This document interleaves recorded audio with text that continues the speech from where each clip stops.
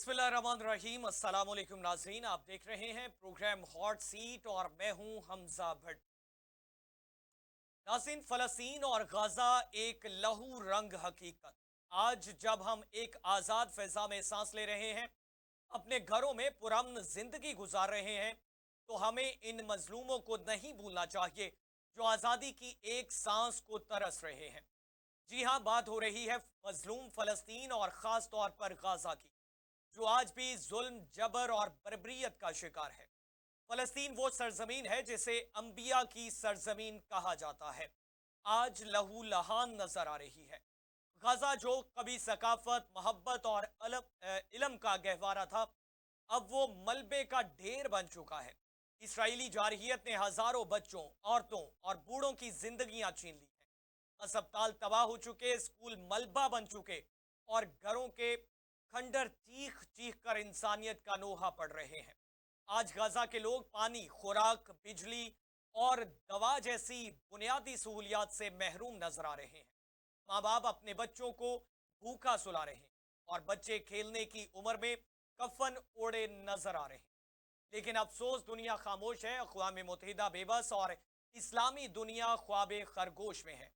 हम यहाँ बैठकर सिर्फ अफसोस ही नहीं बल्कि अपनी आवाज बुलंद करें, शऊर बेदार करें और फलस्तीन के लिए दुआ के साथ अमली इकदाम भी करें। इन तमाम तर चीज़ों पे बात करेंगे कि इस्लामी ममालिक कहाँ पे खड़े हैं। पाकिस्तान, इस्लामी जमहूरिया पाकिस्तान इस वक्त कहाँ पे खड़ा है और दीगर बैन अवी इदारे वो खामोश तमाशाई बने हुए क्यों इस फ़लस्तीन और गज़ा को डूबता, मरता, जलता और उजड़ता हुआ देख रहे हैं। हमें ज्वाइन किया है सीनियर तज्जियाकार वारिस रजा साहब ने। वारिस साहब, बहुत शुक्रिया, आपने कीमती वक्त दिया। और हमें ज्वाइन किया है सीनियर माहिर बैन अवी अमूर प्रोफेसर हुसैन आलम साहब ने। प्रोफेसर साहब, बहुत शुक्रिया, आपने भी कीमती वक्त दिया। वारिस साहब, आपसे आगाज करना चाहूंगा। इस सरजमीन को अंबिया की सरजमीन कहा जाता है। फलस्तीन और गाजा एक लहू रंग हकीकत बन चुका है। क्या कहना चाहेंगे? इस्लामिक ब्लॉक कहाँ पे है? बैन अवी इदारे क्यों खामोश हैं? क्या नुक्ता नजर होगा? देखिए, इसमें एक बात आप नजरअंदाज कर रहे हैं, वो ये है कि 1986 और 7 की बात है कि जब जो है ना अल फतह जो थी वो फलस्तीन की एक जमहूरी आज़ादी और जमहूरी जद्दोजहद की एक तंजीम थी, जिसको यासर अराफात जो है ना लीड करते थे। उसके मुकाबले में उसके मुकाबले में एक इंतहाई तंग नजर जो है वो मजहबी एक तंजीम जो खड़ी की गई, वो की गई हमास के नाम से। तो हमास के नाम से जो तंजीम खड़ी की गई और अल-फतह में जो तसादुम था, ये जो तजाद था या जो सोचो फिक्र का जाविया था, वो मुख्तलिफ ये था कि अल-फतह जो है ना तमाम फलस्तीनियों के हुकूक की बात करती थी, जिसमें यानी ईसाई भी थे, यहूदी भी थे और दीगर जो है ना अक़वाम भी थी। लेकिन हमास जो है वो सिर्फ जो है ना मुसलमानों की नुमाइंदगी करती हुई तंजीम नजर आती थी। ये है था उनका बुनियादी इख्तिलाफ। अब आ जाइए आज की सूरत हाल। अल फतह का जो वजूद था वो एक तरीके से कम अज कम मध्यम हो चुका है आज की दुनिया में, और यासर अराफात के बाद तो बिल्कुल ही मध्यम हो चुका है। लेकिन बात यह है कि हमास क्या कर रही है, ये है असल सवाल। ये बात अपनी जगह दुरुस्त हो सकती है कि इस्लामी ममालिक क्या कर रहे हैं, क्या नहीं कर रहे हैं, उनको क्या करना चाहिए और क्या नहीं करना चाहिए, ये बात अपनी जगह अहम भी है, मुकद्दम भी है। लेकिन बात यह है कि हमास किसका खेल खेल रही है, ये है सबसे अहम सवाल।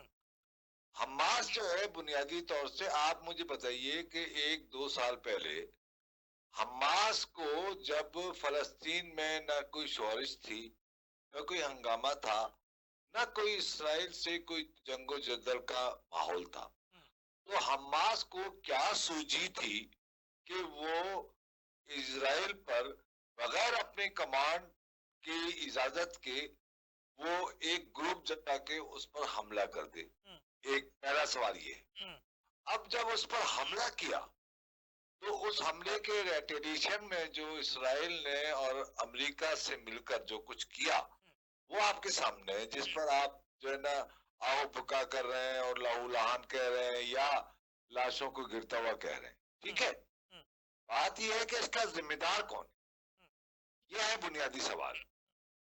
तो हमास के अगर टेक्निकली हमास को अगर देखा जाए तो मैं बहुत बबांगे दाल और बहुत वाजे तौर से ये बात कह रहा हूं कि हमास जो है का एक ग्रुप जिसने हानिया को कत्ल करवाया, वहां से लबनान के जो है हिजबुल्लाह के नसरुल्लाह को कत्ल करवाया हम्म, और यानी ईरान के एक कमांडर कासिम को कत्ल करवाया। हम्म, तो ये बाकायदा मुझे लगता है कि एक प्री प्लान एक ऐसा मंसूबा था जो कि अमेरिका और इसराइल ने तैयार किया था और जिसको हमास के एक ग्रुप ने यानी गोया के इम्प्लीमेंट किया। हम्म, तो मैं इसको कतई तौर से फलस्तीन के अवाम की हुकूक की जद्दोजहद हमास के हवाले से नहीं समझता।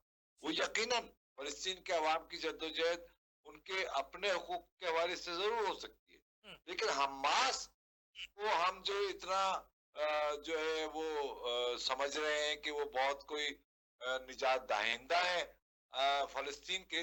तो आप मुझे एक बात बताइए, हम्म, मेरा एक सवाल है। हम्म, सवाल ये है कि जब जंगबंदी हो गई है, जब जंगबंदी का मुआहिदा हो चुका है, हम्म, तो हमास को वो कैदी जो कि गोया के इजरायली कैदी हैं और इसराइल के जो कि यानी जंगबंदी के तहत मुआहिदा हुआ कि वो आप उनके हवाले कर देंगे, तो वो उनके हवाले क्यों नहीं कर रहे? हम्म, एक बात, वो इसलिए नहीं कर रहे कि वो उस इजराइल अमेरिका कंपोनेंट का हमास, इस वक्त के हमास हिस्सा है। हम्म। ये बात बहुत अहम है और इस बात को समझने की जरूरत है।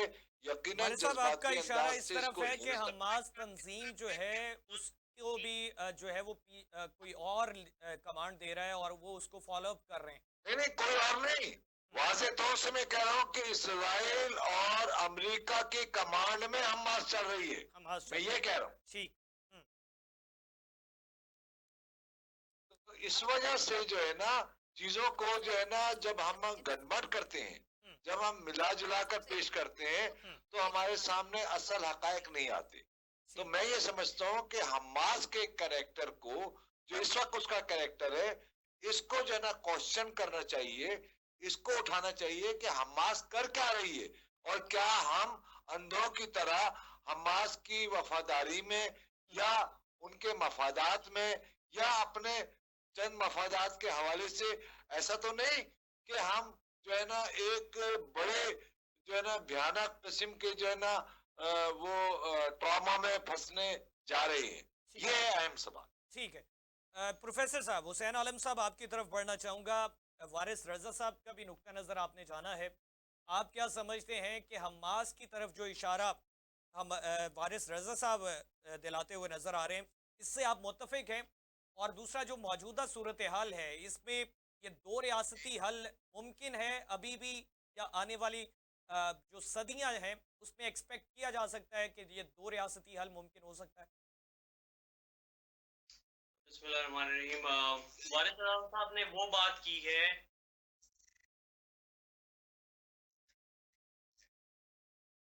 हुसैन साहब, मैं आपकी आवाज़ नहीं सुन पा रहा। आप मुझे सुन पा रहे हैं? जी मैं आपको सुन रहा हूँ। जी जी, कंटिन्यू करिए।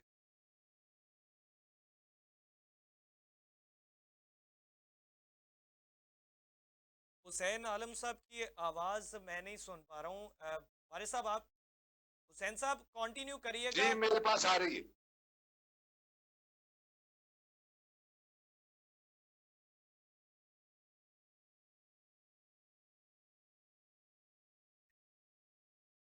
टेक्निकली चेक करिएगा। हुसैन आलम साहब को मैं नहीं सुन पा रहा हूँ। हुसैन साहब, आप मुझे सुन पा रहे हैं? जी, मैं आपको सुन पा रहा हूँ। हुसैन साहब कंटिन्यू करिएगा। जी, ठीक है। तो वारिस रज़ा साहब जो है ना, इनका जो नैरेटिव है वो पॉपुलर नैरेटिव नहीं है, लेकिन ये एक बड़ी दुखती रग है जिसके ऊपर डे 1 से 7 अक्टूबर से मैं भी सोच रहा हूँ हम्म, कि ऐसा क्या हुआ ऑल इन सडन, हम्म, ऐसा क्या हुआ कि जो क्या उसको कहते हैं, ये सारा कुछ हुआ और इसके पीछे कोई जिम्मेदारी लेने के लिए तैयार नहीं है, उसके ऊपर क्वेश्चन करने के लिए कोई तैयार नहीं है। हम्म, उसकी रीजन ये है कि बेशुमार दफा इसके ऊपर बात हुई कि जी इसराइल जुल्म कर रहा है, ठीक है, लेकिन उसके अंदर हमारी अपनी गलतियां भी हैं। हम्म, हमारे अपने यहाँ बहुत सारे लोग हैं जो इस सारे सिनेरियो के अंदर मुत्तफिक नहीं है। हम्म, तो मैं ये समझता हूँ कि अगर एक ऐसी जंग जिसे आप समेट नहीं सकते थे, आपने उसे क्यों स्टार्ट किया, पहली बात। दूसरी बात यह है कि इब्राहिम अकॉर्ड के बाद ये मामला शायद किसी हद तक वाइंड अप होता नजर आ रहा था, तो बैनुल अक़वामी ताकतों का इंटरेस्ट इसी चीज में था कि अगर ये मामला उठ जाए और इसके अंदर एक से ज्यादा ब्लॉक्स या मल्टी डायमेंशनल एस्पेक्ट्स मौजूद थे, हम्म, जिसके अंदर रशियन ब्लॉक है, अमेरिकन ब्लॉक है। अब ब्लॉक्स वाली सियासत तो नहीं है, लेकिन आप समझ सकते हैं कि दुनिया जो है वो बाइपोलर ट्राइपोलर हो चुकी है, तो इसके अंदर एक से ज्यादा मुल्कों की मदाखलत मौजूद थी, इसीलिए ये सिलसिला अभी तक चल रहा है। एक तरफ अमेरिका है, दूसरी तरफ रशिया है और तीसरी तरफ चाइना भी इसके अंदर मौजूद है। खामोश है, लेकिन कहीं ना कहीं इसका बेनिफिट इन तीनों को होता है, हम्म, जिसकी वजह से ये मामला अभी तक पूरी तरह सेटल नहीं हो सका। रही बात के, अगर आप बात करते हैं कि जी इसका हल जो है वो दो रियासती है, क्या इसराइल दो रियासती पे भी मानता है? हम्म, मेरा सवाल ये है हम्म, कि अगर जब हम बात करते हैं कि दो रियासती हल है, तो जो आपके ऑर्थोडॉक्स हैं वो कहते हैं कि नहीं, इसका हल एक ख्वाबी दुनिया में या आइडियल सिचुएशन में तो यही है कि इसराइल एक नाजायज रियासत है। बिल्कुल ठीक है, इसराइल एक नाजायज तौर पे पला बढ़ा बच्चा है, लेकिन क्या करें, वो मौजूद है, वो एग्जिस्ट कर रहा है। और ऐसे में आप बात करते हैं कि जी दो रियासती हल जो है वो हमें कबूल नहीं, भाई क्या इसराइल उसको मान रहा है? क्या इसको लेके आगे चला जा सकता है? अगर दो रियासती हल भी निकल आए तो समझे कि अगर आप ओस्लो अकॉर्ड की बात करें तो उसके मुताबिक ये 15% इलाका मिलना था फलस्तीनियों को, हम्म, जिसके अंदर 5% मिला। और जो बात उन्होंने की है यासिर अरफात वाली, वो उसके खालिक थे। हम्म, इसके ऊपर अल-फतह से इख्तिलाफ करते हुए हमास ने अपनी जो जंगी जद्दोजहद थी, जो मैदान के अंदर बैटलफील्ड के अंदर आना हम्म, था, वो उन्होंने कबूल किए रखा और उन्होंने इसके ऊपर खुदकुश बम्बार या फिदायीन के हमले जारी रखे। अगर हम पुरानी खबरें देखें या पुरानी प्रोग्राम्स देखें, तो ज़ाहिर है मैं तो इस एज में हूँ कि मैं ये सारा कुछ देखता आ रहा हूँ डे 1 से, और वारिस साहब भी देखते आ रहे हैं। तो इस सारे के अंदर अगर हम देखें तो वो जो एडवर्ड सईद वाला पॉइंट ऑफ व्यू था या यासिर अरफात का था, वो एक प्रो अरब था या प्रो पैलेस्टाइन था। जबकि यहाँ जो मौजूदा टाइम पे नजर आ रहा है वो सिर्फ आपको हमास का पॉइंट ऑफ व्यू नजर आ रहा है, जबकि बाकी सारे लोग पस मंजर में चले गए हैं। हम्म। जहां तक बात है कि आपके बाकी के इस्लामी मुल्क या ब्लॉग्स क्या कर रहे हैं, वो अपने अपने इंटरेस्ट को वॉच कर रहे हैं। आपने देखा है कि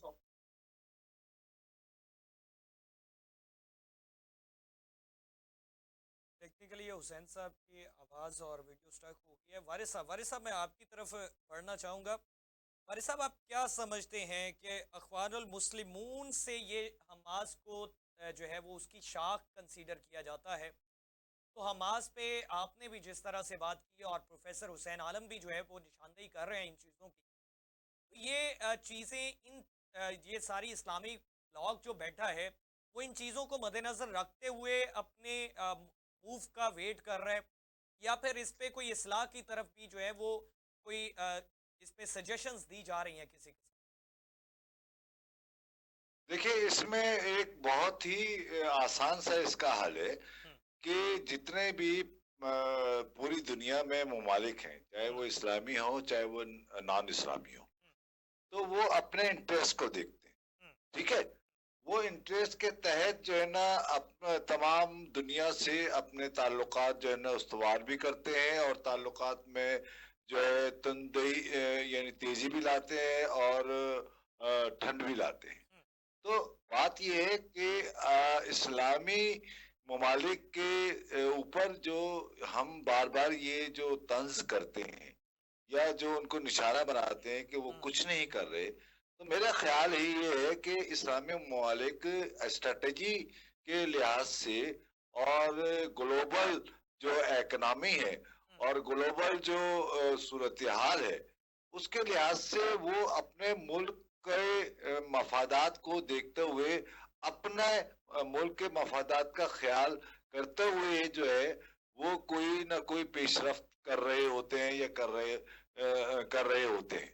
तो बात ये है कि हम ने जो ये फलस्तीन को इस्लामी जो बड़ी माजरत के साथ, बहुत माजरत के साथ, ये जो हमने इस्लामी कल्चर देकर और इस्लामी जो टंटा रखकर जो इसको प्रमोट करना शुरू किया है, तो उस वक्त से मेरे ख्याल में हमास जो है ना इसकी मैं ये समझता हूँ कि बहुत माजरत के साथ, इंतहाई माजरत के साथ मुजरिमाना अमल जो है इस पूरी जंग में वो हमास का नजर आता है कि यानी हानिया भी मर गए, नसरुल्लाह भी मर गए और यानी कासिम भी मर गए, पेजर के इन्फ्लुएंस भी पूरी दुनिया के सामने आ गए, किस तरीके से पेजर को जो है ना वो इन्वॉल्व किया इजराइल ने।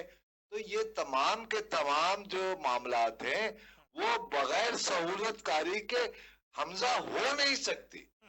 तो बुनियादी सवाल ये है कि उसमें सहूलतकार अमेरिका और इजराइल का बन कौन रहा है, यह है बुनियादी सवाल। यही सवाल हसन साहब भी उठा रहे हैं, यही सवाल मैं भी उठा रहा हूं, और यही सवाल जो न्यूट्रल किस्म के जो अफराद हैं वो उठा रहे हैं कि भाई बात ये है कि इसको तूल देने का जो मसला है वो हमास जो इख्तियार कर रही है, ये आया कि इस्लामी कंट्री या फलस्तीन की रियासत के हक में जा रहा है या उसके प्रॉफिट यानी नॉन प्रॉफिट में जा रहा है, यानी उसके हक में नहीं जा रहा। तो सवाल ये है कि इस वक्त की जो सूरत हाल है उसमें हमास जो है, मुझे जो है बड़ी माजरत के साथ मुझे जो है ना अमेरिका और इजराइल का एक कंपोनेंट जो है वो नजर आ रहा है। लिहाजा हमें बहुत बगौर इसका जायजा लेना चाहिए कि हमास जो है उसका ये ग्रुप जिसने अजीम तर हानिया को मरवा दिया, अजीम तर नसरुल्लाह को मरवा दिया, अजीम तर कासिम को मरवा दिया और बहुत आसानी से मरवा दिया, तो ये कर क्या रहा है, इस पर क्यों नहीं क्वेश्चन किया जाता। ये इस्लाम का ढंडोरा पीट कर जो है अगर आप समझते हैं कि हुकूक मिल जाएंगे, तो मैं ये समझता हूँ कि बैनुल अक़वामी जो ताकतें हैं या बैनुल अक़वामी जो ममालिक हैं या इस्लामी ममालिक जो हैं उनको आप हमास की तरह काइंडली कंसीडर न की। हुसैन साहब, जिस तरह से वारिस साहब भी ये बात कर रहे हैं हमास के किरदार पे और इसके जो पीछे जो छुपे हुए अनासर हैं उनकी तरफ इशारा दिला रहे हैं, आप क्या समझते हैं कि जिस तरह से गैर मुल्की मीडिया रिपोर्टिंग है वो सामने आती है, जो चीज़ें सोशल मीडिया पर या डिजिटल मीडिया पर या फिर प्रिंट मीडिया पर पाकिस्तान के या दीगर इस्लामी ममालिक के लोगों को दिखाई जाती हैं और उस पर वो रिएक्ट करते हैं, अपनी ही रियासती तनसीबात को निशाना बनाते हैं और इन चीज़ों का बगौर जायज़ा वो नहीं ले सकते, तो क्या हल है, किस तरह से पाकिस्तान या दीगर इस्लामी ममालिक के अवाम को इस चीज़ से आगाह किया जा सकता है? अच्छा, ऐसा है कि इसके अंदर मैंने जहां बात अभी पीछे डिस्कंटिन्यू हुई थी वो ये थी कि दीगर इस्लामी ममालिक जो उनका क्या किरदार है। देखिए, अरबों ने इसके अंदर पहले तो चुप साधे रखी और उसके बाद बड़ी देर के बाद जब इसके ऊपर ये इकट्ठे हुए सऊदीया के अंदर, तो इन्होंने कोई पाबंदियां नहीं लगाई, किसी किस्म का कोई एक्शन नहीं लिया, एक सिंगल गोली नहीं चलाई। बाद में ईरान ने कुछ थोड़े से मिसाइल, कुछ थोड़े से उन्होंने अपने रॉकेट जो है वो गोली गाजरों की तरह इस्तेमाल किए। तो ऐसा है कि उसके अंदर ईरान को जहां फायदा नजर आता है वहां तो वो जरूर एक्शन लेता है। लेकिन बाकी इस्लामी ममालिक जो है, पाकिस्तान की तो आप बात छोड़ ही देना, पाकिस्तान जो है उसकी एक ऑफिशियल स्टांस है, पाकिस्तान वीक है, लेकिन फिर भी पाकिस्तान की आवाम ने बहुत सपोर्ट किया है, पाकिस्तान ने फाइनेंशियली भी बड़ा हेल्प किया है, पाकिस्तान ने इमदाद भी भेजी है, पाकिस्तान के अंदर बहुत बड़े बड़े मुजाहरे भी हुए हैं, पूरी दुनिया के अंदर हुए हैं। वो हम मानते हैं वो जुल्म हो रहा है, इसराइल को जस्टिफिकेशन नहीं दी जा सकती कि वो एक अगर गलत चीज हो गई, अगर वो गलत है, अगर वो इब्राहिम अकॉर्ड के खिलाफ उन्होंने किसी तरीके से कोई एक्शन लिया है या इंटरनेशनली किसी के कहने पे लिया है या खुद से उनका अगर अपना भी था, तो उसकी सजा अवाम को मिले। कि आप तकरीबन 1.5 लाख से ज्यादा लोग जख्मी हैं और 60-70 हजार लोगों को आप शहीद कर चुके हैं, तो वो जस्टिफाइड नहीं है, पहली बात। दूसरी बात यह है कि इस्लामी मुल्क जो है वो अपने अपने इंटरेस्ट की वजह से इसराइल के साथ बिगाड़ने की पोजीशन में नहीं है। फॉर एग्जांपल मैं तुर्की की बात करूंगा कि जो 1/3 तेल है वो इसराइल को तुर्की जो है अपनी पाइपलाइन से सप्लाई करता है। इसी तरह अगर आप देखें तो बाकी मुल्कों के इसराइल के साथ ताल्लुकात मौजूद हैं। सऊदिया उनके साथ ताल्लुकात बनाने जा रहा था। अगर आप यूएई की बात करेंगे तो वो टूरिस्ट बेस इकोनॉमी की तरफ शिफ्ट हो चुका हुआ है, सऊदिया हो रहा है।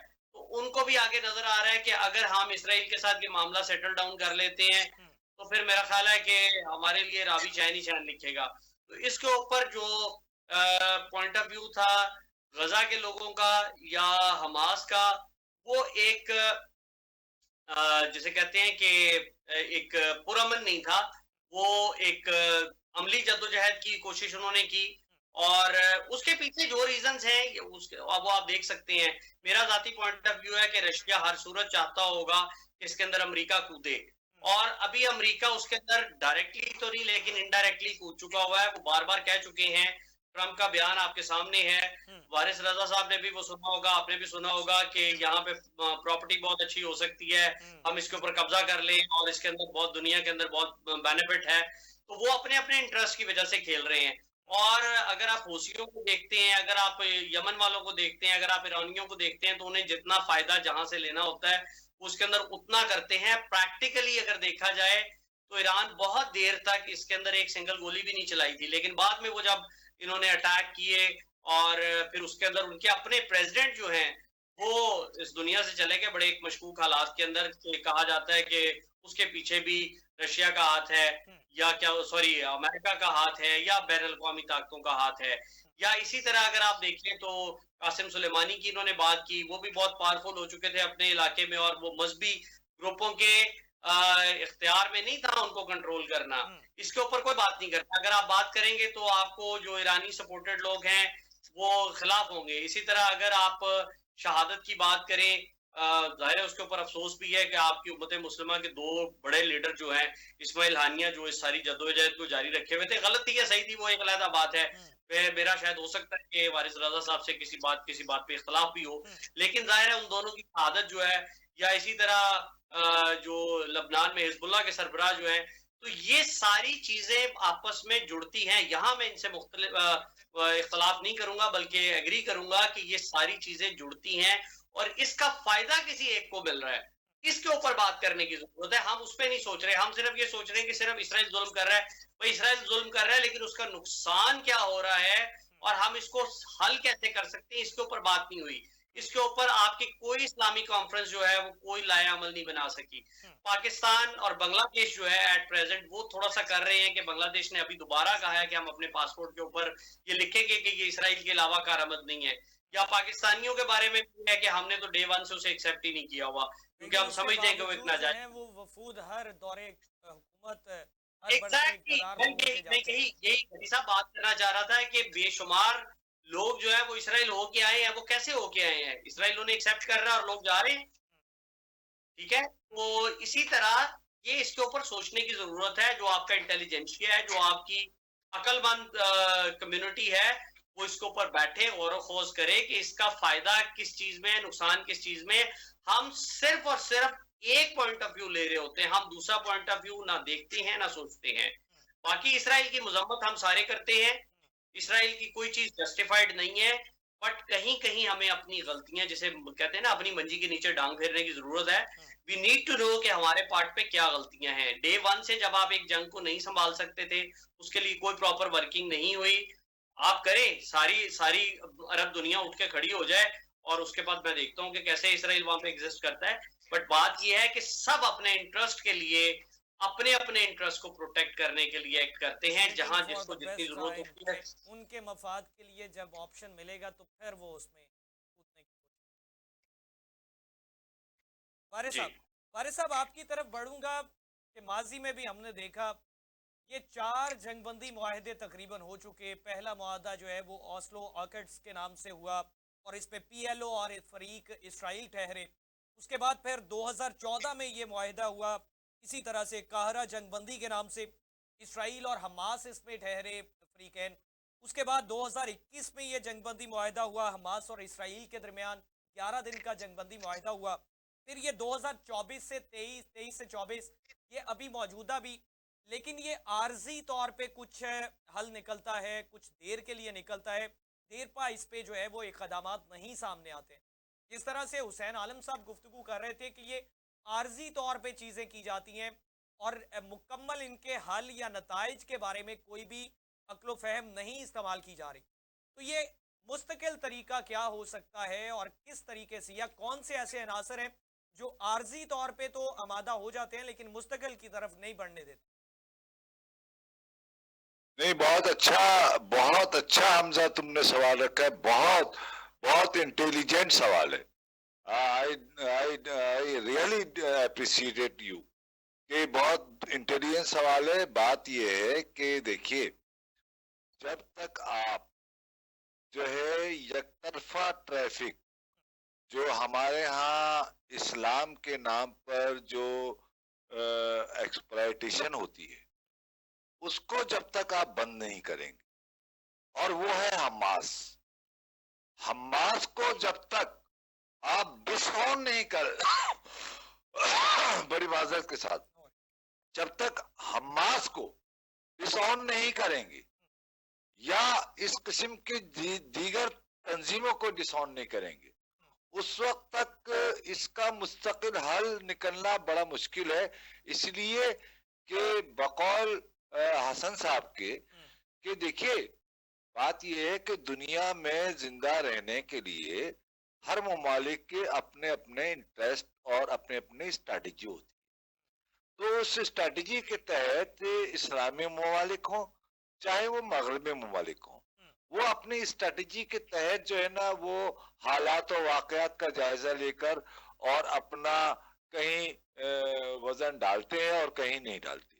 तो लिहाजा मैं ये समझता हूँ कि जहां पर जो है ना तंग नजर जो है ना हिकमत अमली इख्तियार की जाएगी, चाहे वो इस्लामी नाम से हो, चाहे वो यहूदी जायनिज्म के नाम से हो, चाहे वो यहूदी चाहे वो जो है ना जायनिस्ट के नाम से हो या ईसाइयत के नाम से हो, तो जहां भी इस किस्म का जो है ना यकतरफा ट्रैफिक चलेगा, उस वक्त तक उसका मुस्तकिल हल जो आप मुझसे सवाल कर रहे हैं ना, उसका मुस्तकिल हल निकल नहीं सकेगा। इसका मुस्तकिल हल का बेहतरीन तरीका यह है कि आप इस किस्म की जो तंजीमों को जो प्रमोट करते हैं, और खास तौर से हमारे हमारे पाकिस्तान में जमात इस्लामी, जो कि अव्वल दिन से जो है ना अमेरिका की टाउट है, बहुत माजरत के साथ मैं ये लफ्ज इस्तेमाल कर रहा हूं कि वो टाउट है, वो उसकी आलयकार है। और इसी तरीके से ईरान के भी कुछ अफराद जो है ना उसके आलयकार हैं। इसी तरीके से हमास के कुछ अफराद उसके आलयकार हैं। तो जब तक इन आलयकारों से जो है ना निजात हासिल नहीं करेंगे, शऊरी तौर से, सियासी तौर से, जज्बाती तौर से, उस वक्त तक इसका मुस्तकिल पुरअमन हल नहीं निकल सकता। अच्छा वारिस साहब, एक चीज़ इत्तफाकन इसमें और सामने आती है कि हमेशा से सालसी का किरदार जो है वो मिस्र इसमें सर फहरिस्त नज़र आया है। मिस्र के साथ कतर इसमें शामिल हुआ है। तो ये इसकी बुनियादी वजह क्या हो सकती देखिए, इसकी बुनियादी वजह यह है कि नहर सुइस से लेकर और अब तक के जितने भी अकॉर्ड अगर आप तलाश करें, और उसका जायजा लें। तो हमेशा से मिस्र जो है उसने एक अमेरिका के कंपोनेंट का एक बहुत भरपूर किरदार अदा किया है। ठीक है, अच्छा वो माशी लिहाज से या अपने कल्चरल लिहाज से या अपने मफादात के लिहाज से, लेकिन वो किरदार उसने जरूर अदा किया है। यानी जमाल अब्दुल नासिर के बाद की मैं बात कर रहा हूँ, अनवर सादात के बाद की। ठीक है, मैं ये कह रहा हूँ कि उसके बाद जो वहां पर जितने भी हुक्मरान आए वो प्रो अमेरिकन आए, चाहे उन्होंने सादात हो, चाहे मुबारक हसनी हो, चाहे कोई मौजूदा हो, जो कि एक जनरल भी है, जनरल है सैसी के नाम से गालिबन। तो बात यह है कि इजराइल जो है ना अपने मफादात के लिहाज से जो है ना कंप्रोमाइज कर रहा है। बात यह है कि ये कंप्रोमाइजेस जो है ना वो अपने तौर से बिल्कुल ठीक कर रहा है, इसलिए कि उसको अपने मिस्र की सूरत हाल को मद्देनजर रखते हुए चीजों को देखना चाहिए। अब हम ये तवक्के लगाए बैठे होते हैं कि हमारी जंग या हमारी तहरीक या हमारा जो नुक्ता नजर है वो दूसरा मुल्क डिफेंड करे। मैं ये समझता हूँ कि ये रवैया या ये ख्वाहिश जो है ना ये कोई दुरुस्त ख्वाहिश नहीं। तो मेरे ख्याल में इस मिस्र का जो नुक्ता नजर है वो अपने मुल्क के जोग्राफियाई एतबार से, माशी एतबार से और अपने डेमोक्रेटिक एतबार से मैं ये समझता हूँ कि वो उसके क्योंकि मफाद में जाता होगा, लिहाजा वो चाहे हम उस पर इल्जाम लगा दें कि वो अमेरिकन टाउट है या अमेरिकन लेगेसी का पार्ट है, लेकिन बहरहाल ये कि अपने मफादात के हवाले से ही वो एक्ट करेगा, वो कर रहा है। हुसैन साहब आप इसको किस तरह से देखते हैं? जिस नुक्ते पे वारिस रजा साहब ने भी बात की कि आर्जी तौर पर जंगबंदी मुआहदे 4 मुआहदे हुए, आर्जी वक्त आर्जी टाइम के लिए ये होते हैं और ये मुस्तकिल तौर पर इस पे कोई भी अमल दरामद होता हुआ नहीं नजर आता है। क्या वजूहत हैं आपके नुक्ते नज़र के मुताबिक और कौन से ऐसे अनासर हैं जो इसको मुस्तकिल तौर पर हल करने के हामी नहीं नजर? आपने वैलिड सवाल पूछा है। सबसे पहली बात यह है कि जब मैंने स्टार्ट किया था तो मैंने कहा था कि ये अमेरिका का एक नाजायज बच्चा है इस इलाके में, और वो इसीलिए पैदा किया गया है कि ये एक खंजर की तरह इस अरब सरजमीन के ऊपर मौजूद है, इनके सीने में गड़ा हुआ है। यहाँ इस पूरे इलाके को कंट्रोल करने के लिए अरबों को इसराइल का खौफ दिलवा कर, डरा कर अपनी मोनोपोली और हेजेमनी इस इलाके में कायम करने की बात कर रहे हैं, बहुत अच्छी बात कर रहे हैं, बहुत अच्छी बात। इस हेजेमनी को कायम करने के लिए डे 1 से उन्होंने रखा हुआ है। आप अगर फर्स्ट अरब इसराइल जंग की बात करें, सेकंड अरब इसराइल जंग की बात करें, फर्स्ट इंतफादा की बात करें, सेकंड इंतफादा की बात करें, आपको हर जगह पे इसराइल वो पॉलिसी लेके चलता नजर आता है जो अमेरिका की आशीर्वाद होती है, और वो इस पूरे इलाके के अंदर प्ले करता है। वो प्ले ऐसे करता है कि कभी ईरान को खड़ा कर देता है अरबों के खिलाफ, माजरत के साथ ईरान नवाज लोगों को शायद पसंद ना आए, वो कहीं खड़ा कर देता है इसराइल को अरबों के खिलाफ, और उसके बाद फिर हथियार बेचे जाते हैं। हकीकी बात कर रहे हैं, बहुत हकीकी बात कर रहे हैं। ये हथियारों का बिजनेस है वारिस रजा साहब, और इसके अंदर ये हथियार कितने अरबों खरबों डॉलर के बेचे जाते हैं। आप अगर इसको इस पॉलिसी को अगर देख लें तो आपको समझ आ जाएगी कि मशरिक वस्ता की कोई मुस्तकिल पॉलिसी नहीं है।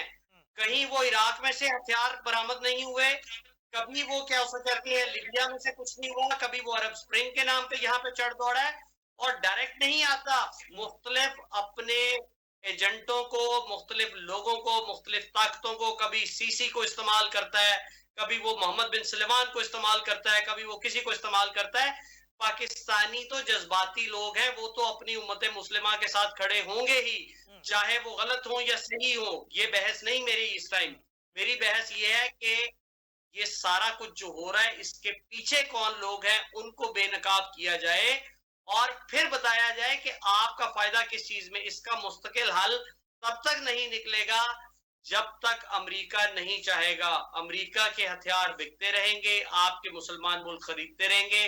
तिजारती तौर पे आप लोग अटैच हैं इसराइल के साथ, आपका तुर्की अटैच है, आपके कतर की बातचीत होती है। अगर आप मिस्र की बात करें तो उनका यहाँ से ज्योग्राफिकल राब्ता है। ज्योग्राफियाई तौर पे अगर आप इसराइल की सरहदें देखें तो वो इन लबनान के साथ मिलती हैं, मिस्र के साथ मिलती हैं, या क्या उसे कहते हैं किसी हद तक ईरान के साथ मिलती हैं। तो आपको समझ आ जाता है कि यहाँ पर ये 4-5 प्लेयर्स हैं जिनको मुख्तलिफ टाइम पे इस्तेमाल किया जाता है शतरंज के मोरों की तरह, और उसका नतीजा फिर ये निकलता है कि अपनी मर्जी से पॉलिसियां बनवाई जाती हैं जिसमें अमेरिका बहादुर का फायदा है। ये खित्ते के अंदर आलमी इंटरेस्ट, बैनुल अक़वामी ताकतें और तीसरे नंबर पे इकोनॉमिक इंटरेस्ट को लेकर पॉलिसियां बनाई जाती हैं।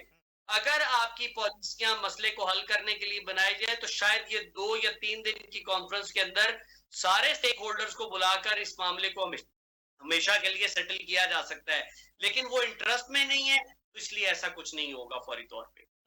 अच्छा वारिस साहब, आपसे आखिर में जानना चाहूंगा, सम अप करते हुए इस पे लौटिएगा। पाकिस्तान के अवाम की जानिब से शिकवे शिकायत सामने आते हैं, जो प्रोडक्ट्स जो हैं वो पाकिस्तान में यूटिलाइज होती हैं। अभी पीएसएल में भी वावेला मचा हुआ है कि उसमें जो निजी ब्रांड्स हैं उनकी तरफ से स्पॉन्सर किया गया और उसको ऑन करता है इसराइल।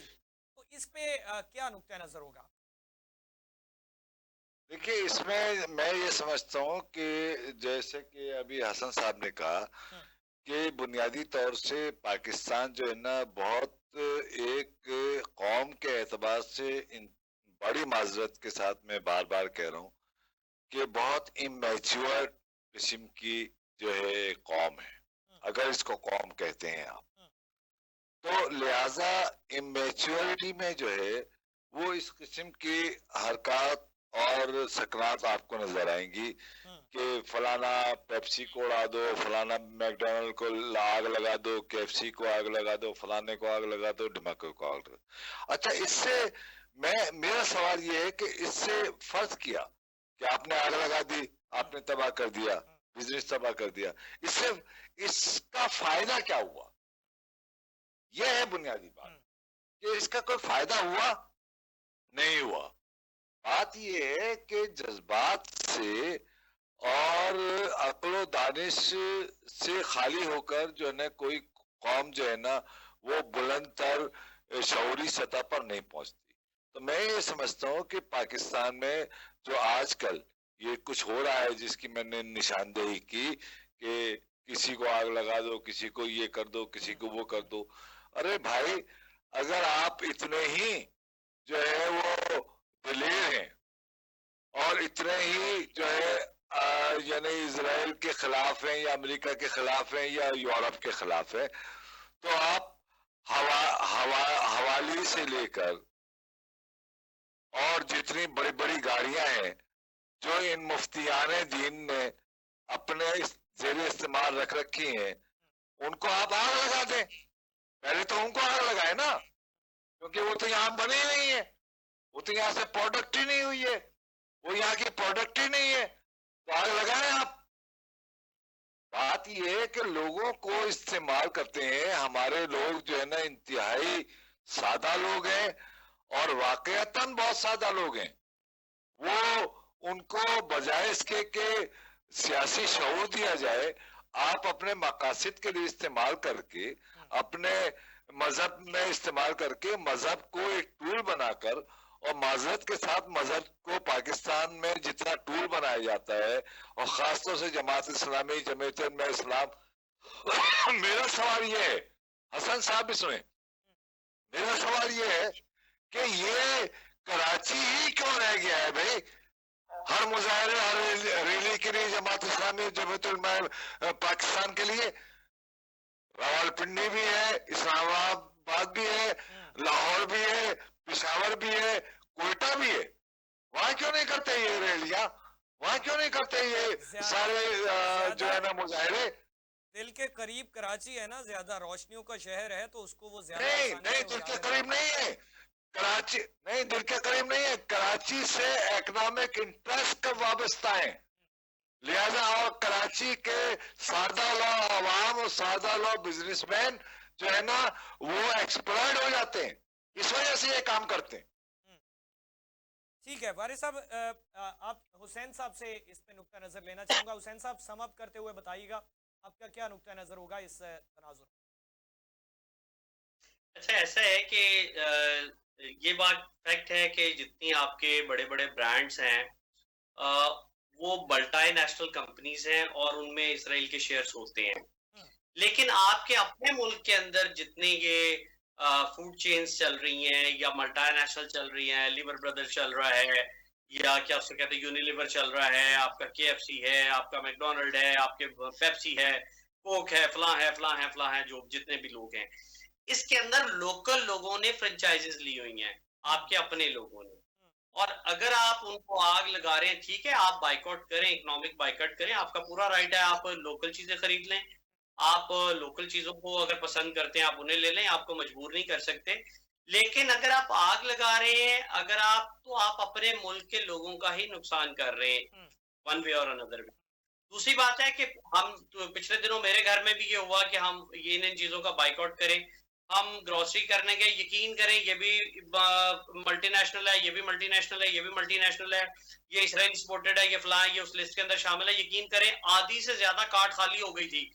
आपके अपने जो पाकिस्तानी या इस्लामी ब्रांड हैं वो थर्ड क्लास चीजें बनाते हैं, सुन ले इसको, वो घटिया चीजें बनाते हैं, इसलिए आपकी सेटिस्फेक्शन नहीं होती। आपको एक खास कोला आजकल चल रहा है, वो पी लें, वो लोकल है, कोला उतना ही नुकसानदेह है जितना वो किसी और कंपनी का कोला है।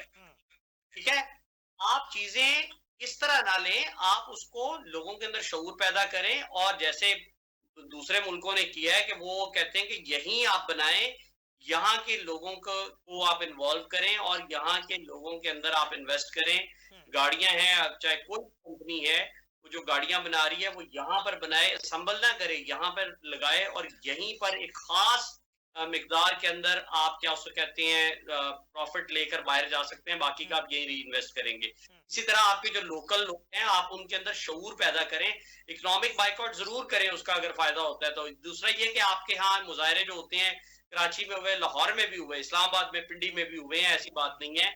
और उन मुजाहरों का और आपके मीडिया वालों ने जो प्रोग्राम्स किए, एक से ज्यादा चैनल्स पे मैं जाता हूँ, उसका फायदा ये हुआ कि नेशनली दुनिया को पता लगा। उससे पहले वो सिर्फ इजराइल को दिखा रहे थे और स्टार्ट के अंदर तो मीडिया बैन था। जो लोगों ने वहां से बनाकर क्लिप्स भेजे, उससे पता लगा कि इजराइल यहाँ पर एथनिक क्लिंजिंग कर रहा है, जेनोसाइड कर रहा है। ये बात आपकी अपनी जगह दुरुस्त होगी कि किसका पॉइंट ऑफ व्यू गलत है, किसका सही है, लेकिन उसको आड़ बनाकर इसराइल ने जितनी जेनोसाइड की है वो भी जस्टिफाइड नहीं है। तो उसके उसके ऊपर जो शऊर लोगों में पैदा हुआ, मगरबी लोगों के अंदर, वो मैंने तो नहीं पैदा किया, वो आप लोगों ने, मीडिया वालों ने पैदा किया, लोगों के मुजाहिरों ने पैदा किया। अरबों ने तो उतने मुजाहरे नहीं किए जितने यूरोपीय लोगों ने किए, जितने क्या उसको कहते हैं नॉर्वे में हुए, जितने स्वीडन में हुए, जितने जर्मनी में हुए, जितने इंग्लैंड में हुए। वहां पर ज्यादा आजादी है। आप अरब के अंदर मुजाहरा नहीं कर सकते इसराइल के खिलाफ और क्या उसको कहते हैं हमास के हक में या फलस्तीन के हक में। तो मेरा ये जाती ख्याल है कि मुजाहरे होने चाहिए, पैसिव प्रोटेस्ट होने चाहिए, मैसिव भी होने चाहिए और हुए भी हैं। लेकिन उसके अंदर ये जो तोड़ फोड़ है, आग लगाना है, या गालियां दे रहे थे एक साहब और किसी एक चेन के ऊपर हमला करते हुए, तो वो कोई इस्लाम की खिदमत कर रहे। उन्हें चाहिए कि लोगों के अंदर शऊर पैदा करें, लोगों पे छोड़ दें कि वो बाइकआउट करना चाहते हैं या नहीं करना चाहते। Thank you very much. बहुत शुक्रिया प्रोफेसर हुसैन आलम, माहिर बैनुल अक़वामी अमूर हमारे साथ मौजूद थे, और वारिस रजा साहब सीनियर तज्ज़ियाकार हमारे साथ मौजूद थे। अब दोनों ने कीमती वक्त दिया और हमने बात की फ़लस्तीन और गाज़ा के मामलात पर, और इस पे हकायक पर मबनी चीज़ें जो हैं वो सामने रखने की कोशिश की, और इस पे जो अवाम है, इस्लामिक ममालिक में मौजूद जो लोग हैं, उनके लिए भी आगाही के लिए कुछ चीज़ें सामने रखने की कोशिश की। और वो लोग जो अपने मुल्की तनसीबात को निशाना बनाने की कोशिश करते हैं, इसके तनाजुर में उनके लिए भी कुछ चीज़ें जो है वो नुक्ता नज़र मेरे दोनों एनालिस्ट की जानिब से सामने आया। और इस पे जो हमास का किरदार है उसको भी हमने ज़ेर बहस लाए कि वो किस तरह से किरदार है और उसके पीछे कौन से ऐसे अनासर हैं जो मुस्तकिल जंगबंदी मुआहदे को कामयाब होने में नाकाम रखते हैं। नाज़रीन, आज के लिए इतना ही। अपने मेज़बान हमजा भट्टी को इजाज़त दीजिए। अल्लाह ने